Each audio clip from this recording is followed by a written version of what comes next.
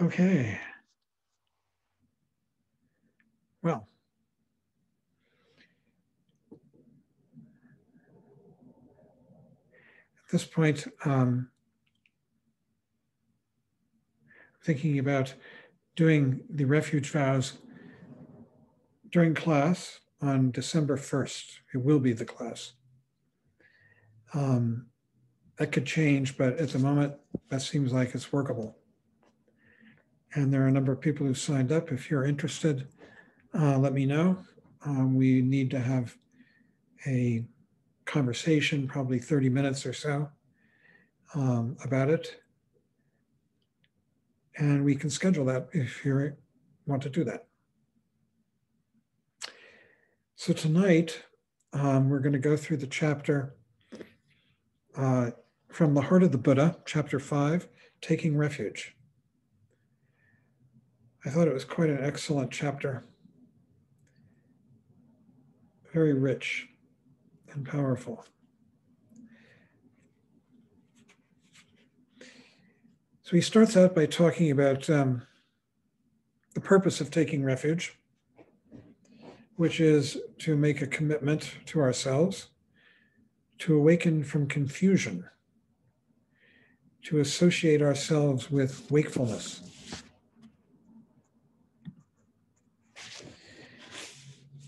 And so in this regard, it involves commitment, making a commitment to oneself. There's no one else watching. Acceptance of this path, openness, and then really, this is so interesting, it's a commitment to freedom, he says. That by taking the refuge vow, we commit ourselves to freedom. And then he goes on to really explain what he means, talking about shopping. Shopping. And the most obvious application of that word is that, especially back in those days, when all kinds of religious trips were coming to the US, the Beatles with Maharishi, Mahesh Yogi, and Yogi Bhajan, and Maharaj Ji, the Satguru, the kid, and all kinds of things. People were doing yoga and being vegetarian and macrobiotic and everything else. But even today, we may be shopping around for the best spiritual discipline for ourselves. And at some point, if we've decided that it's going to be Buddhism, we need to make a commitment. Because shopping really has a broader sense, that word, and the way he uses it. What it means is constantly looking for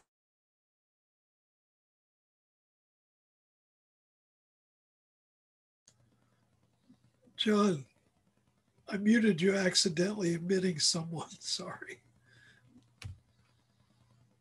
You have to unmute yourself.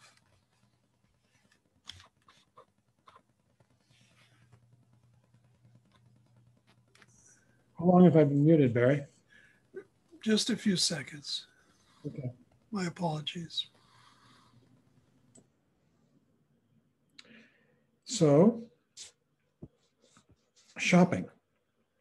And really what it means is the state of mind in which we are constantly looking for a better alternative. It can apply to anything. It can apply to friends or dinner or what kind of car we're going to get or what it might, anything you want. And it keeps us in a suspended state of mind until we decide. And that suspended state of mind is what he means by the absence of freedom, because we are enslaved to constantly, in small ways and large, looking for better ways to be.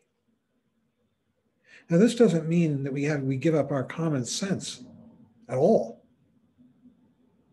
But it does mean that we constantly are searching, it becomes an occupation that justifies itself. The desire to find a better way to do whatever it might be. As he says somewhere in there, like finding a better grade of toilet paper, who knows what.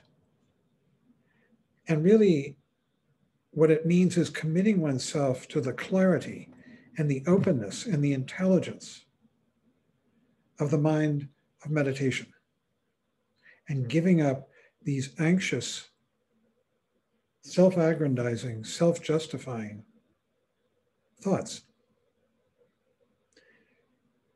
That's really what he means by giving up shopping. And it especially applies when we're picking a spiritual path.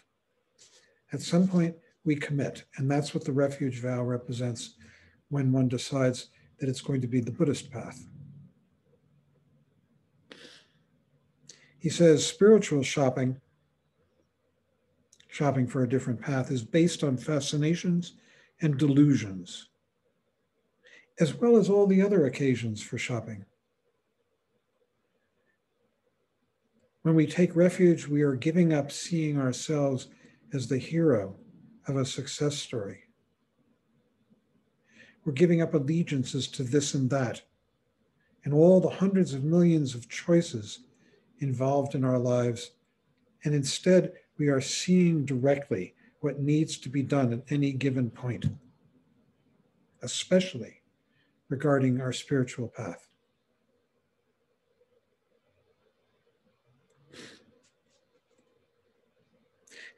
He says, we save a lot of energy and money by committing to this path, save lots of superfluous thinking. It's a discipline of choicelessness, giving up shopping regarding spirituality and everything else.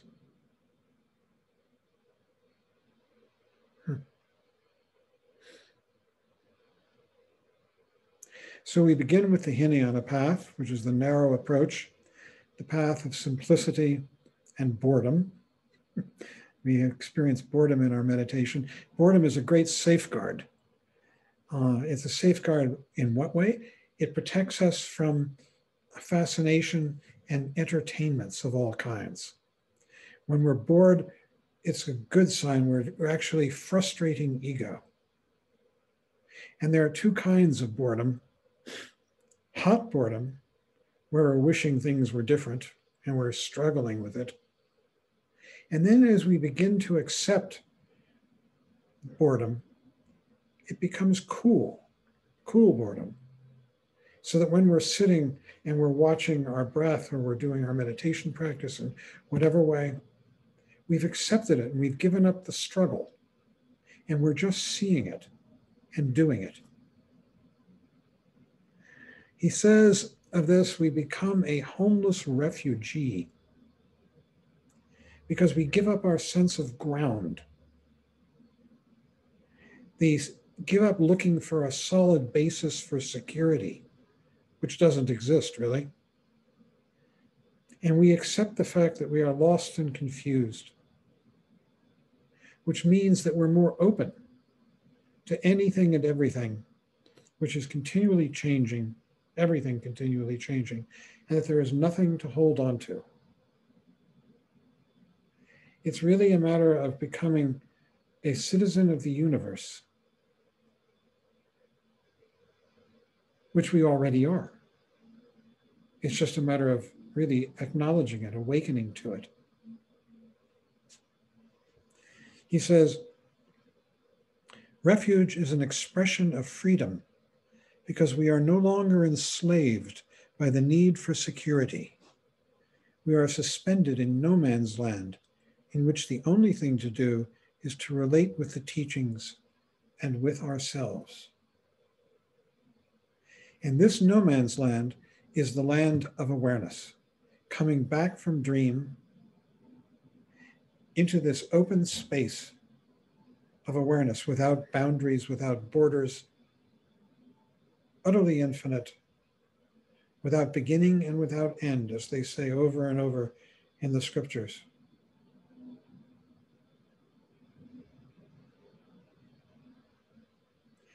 So it is total commitment to oneself and to an odyssey of loneliness. Finally, you become a real person, standing on your own 2 feet, not looking for support. This is the real meaning of taking refuge. What an irony. Normally, we think of taking refuge, we're going for some kind of protection, security. And here what it is being willing to become a citizen of the cosmos, really. Floating through space, standing on one's own feet, ready to engage with whatever presents itself. He says we have to work with the sense of sacredness and richness and the magical aspect of our experience. This is what begins to become more and more apparent as we tread the path and as we give up the constant search for security, the constant thoughts of I and other. And the world begins to emerge much more vividly and magically. They say, for instance, as you begin to practice more and more, if you do practice more and more, and I recommend it, that you develop the siddhis. This is like in the chant, by Padmasambhava, Padmakara. And the siddhis are of 2 kinds, ordinary and supreme. The supreme siddhi is enlightenment itself. Siddhi means power, an extraordinary power. So the supreme siddhi is the power of enlightenment itself. The ordinary siddhis are things like mind reading, being able to fly, what else? Seeing the future, these kinds of things. But we actually experience these things to some degree slightly in our lives. The more we come present, it's like you're talking to someone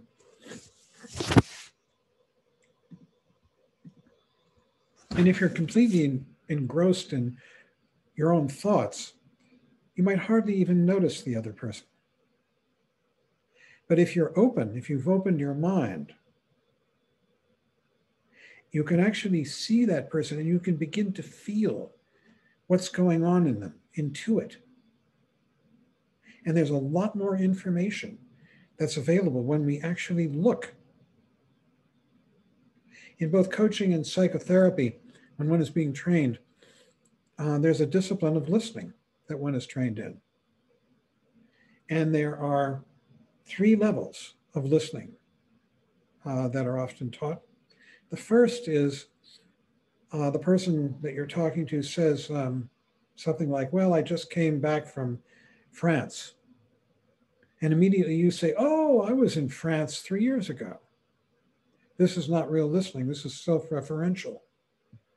You've immediately stopped listening to that person. The second level is, they say it's like lovers sitting across a table, a moonlit, candlelit table. You're completely focused on the other person. And that's much more intelligent because now you are open to messages that may be nonverbal that are coming from that person. The third level of listening is that you're aware of the other person 3-dimensionally or 4-dimensionally in time and space. This is Vipassana or insight meditation, awareness meditation. The second one is kind of shamatha, single-pointed focus. The third one is being aware of the person in their environment. And there you might pick up all kinds of things that are coming from that person that you wouldn't if you weren't really listening with all of your senses. I used to say I always felt of Trungpa Rinpoche when I was eating with him, that he was passing me the salt before I even realized that I wanted it. That kind of extreme sensitivity. And that becomes a kind of siddhi, a kind of mind reading that we've all experienced from time to time when you've really tuned into another person. Another one has to do with coincidences, that we begin to notice coincidental events more the more we practice. Odd things that defy logic or reason, but nonetheless occur. These are very simple, ordinary cities that we've all experienced from time to time, and they all depend on awareness. And so when we take refuge, we are committing ourselves to that mind of awake, that mind of awareness, coming back from the continual thought of shopping for something better to awareness of what's going on in this present moment. And we become much more intelligent, much more intuitive and sensitive.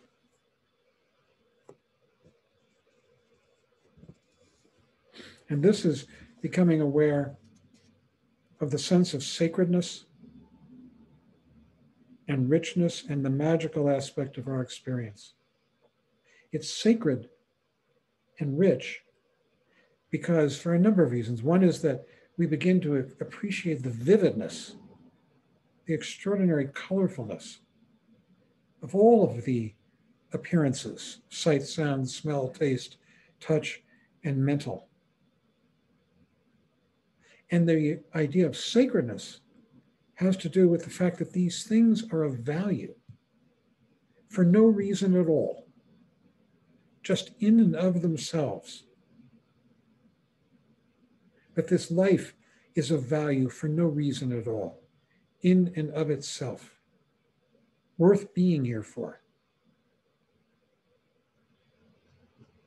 And you also experience, as you tread this path, the sense of aloneness and loneliness, because there is no savior, no outside helper. They can have friends, teacher, fellow students, but basically we belong to this tradition of aloneness. One treads the path, in the last analysis, alone. We have a ceremony to mark this. And he says, the reason we have to have the ceremony is because you are a slippery fish and you must be netted. Of course, you do it yourself. But what it represents is that commitment. And it represents a final decision, acknowledging that the only real working basis is oneself. And so one takes refuge in the Buddha as example, the Dharma as the path, and the Sangha as spiritual and friendship companionship. He says, total commitment to oneself. We become homeless refugees. We are lost souls, so to speak, without any home, fundamentally speaking. I watched a terrific movie a few nights ago, the biography of Stephen Hawking. And of course, his ultimate decision after having come up with the Big Bang Theory, that there is no beginning and no end to the universe, which Buddhists have been saying for a long time, from coming from a spiritual point of view.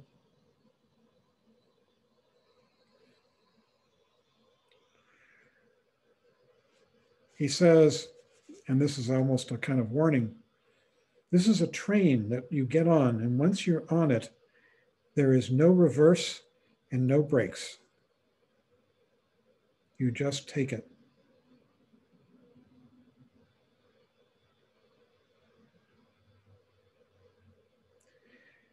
So the ceremony is important as a time and place marker of your commitment to yourself and to reality. You're being shown a path and a lineage of teachers,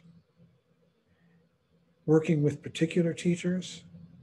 There's a long lineage of people passing this down from one person to the next.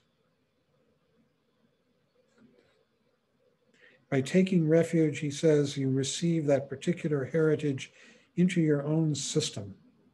You join that particular wisdom that has existed for 2,500, actually 2,600 years now, without interruption and without corruption.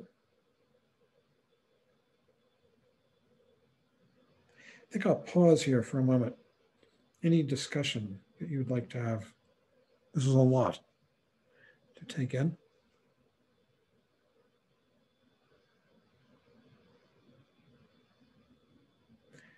Ed. Yes, I'd like to kind of question the two concepts of aloneness and boredom. I mean, although you may be superficially alone, you're really totally involved with everything around you, including other human beings. And in boredom, I don't understand why being totally in the present is boring. I mean, true, none of your usual appurtenances are there to titillate you, but just being there is a very exciting, really satisfying and exciting state, to the extent you can achieve it, even if only for a few seconds. Well, there you go. Maybe you achieve it only for a few seconds. I mean, consider, for instance, the discipline of brushing your teeth. For many people, that's an exercise in boredom. And it's also a terrific opportunity to practice just because of that. So there are these things arise from moment to moment. Each one of us is different. And ultimately, one is giving up boredom and resting in awareness. And if you can do that, that's terrific. But the idea that this path is a lonely path, well, loneliness has the quality of complaint, doesn't it? But aloneness, that's different. And again, it's up to each one of us, the extent to which we experience loneliness. But we are born alone, we die alone, and ultimately we tread this path alone. When you're sitting and you have insights, they come to you alone. You can share them with other people, but they are individual, unique experiences, or not. We may not have any, or have some, or whatever. Each one of us is unique in that way. But in terms of boredom, I think brushing my teeth is an interesting one for me. Usually I find that I'm feeling bored, and then I think, okay, come back, and the boredom dissolves. It's a habit. Thich Nhat Hanh always talks about washing the dishes and how you enjoy that. There you go. There you go. Okay.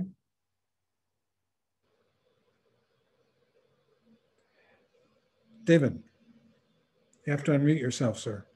Unmute myself.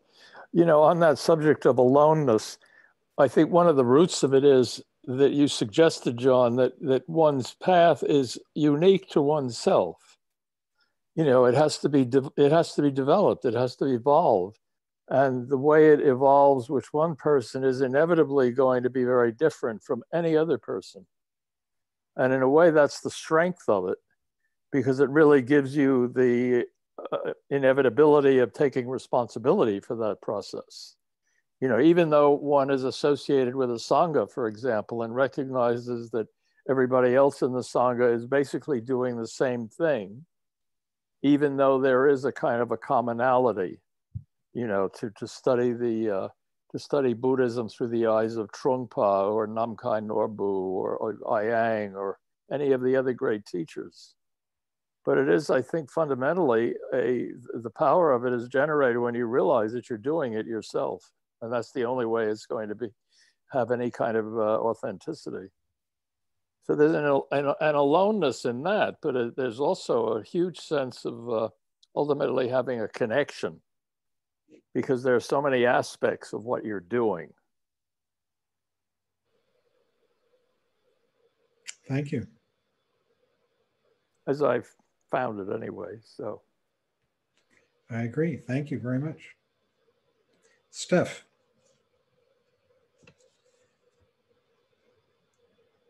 Hi. This concept of loneliness, it seems to me that it could equally be looked upon as a concept of completeness, that you need not look without yourself, outside yourself, for that which is required to be complete, to fully recognize your potential as a life on this place. Wouldn't that also be another way of looking at it? I think so.